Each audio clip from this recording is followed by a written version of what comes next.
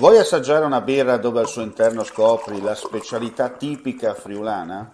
Lumi Beer, il prodotto ricavato in 20 ettari di terreno coltivato orzodistico, biodiversità, performance ambientale.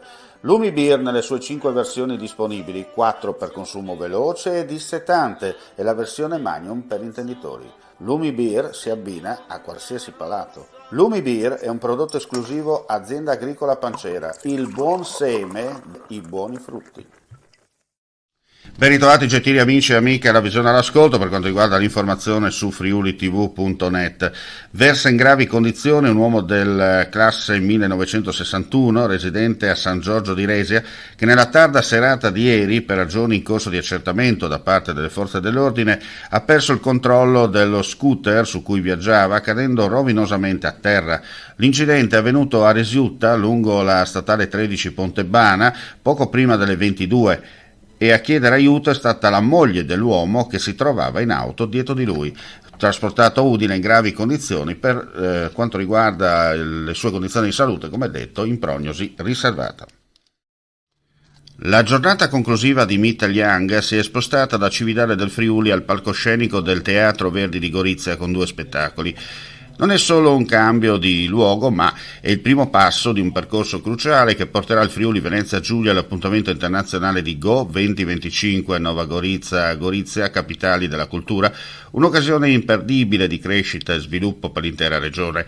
In tal modo Meet Young rafforza ulteriormente il ruolo internazionale di Meetalfest come attore protagonista della progettualità di Go 2025, palcoscenico capace di raccordare talenti, visioni e opportunità per il futuro della cultura e delle comunità e modello virtuoso di progettazione culturale condivisa e di cooperazione transfrontaliera tra paesi di confine. Dopo ben 14 anni di progettazioni e lavori è pronto il nuovo percorso turistico della Grotta Nuova di Villanova che dal termine dell'itinerario standard attuale, che si chiude col cosiddetto Gran Portone, condurrà i visitatori fino alla maestosa Sala Regina Margherita, lungo un tragitto illuminato e percorribile in perfetta sicurezza, grazie alle comode passerelle con pavimentazione in resinato.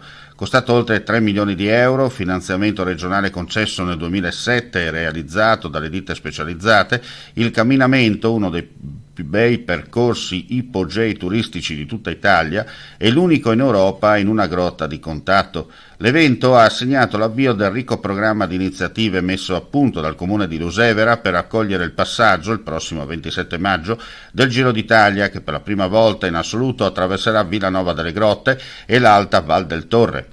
Dei 9.300 metri di estensione della Grotta Nuova, ora, grazie al tratto prossimo di Taglio del Nastro, i turisti ne possono percorrere 1.500 circa e presto, non appena saranno ultimati i lavori di realizzazione dell'impianto di risalita, anche le persone con disabilità o comunque con problemi di deambulazione potranno accedere alle meraviglie sotterranee tramite una galleria di circa 170 metri che consentirà con l'impianto citato di raggiungere le parti più interne e più affascinanti della cavità.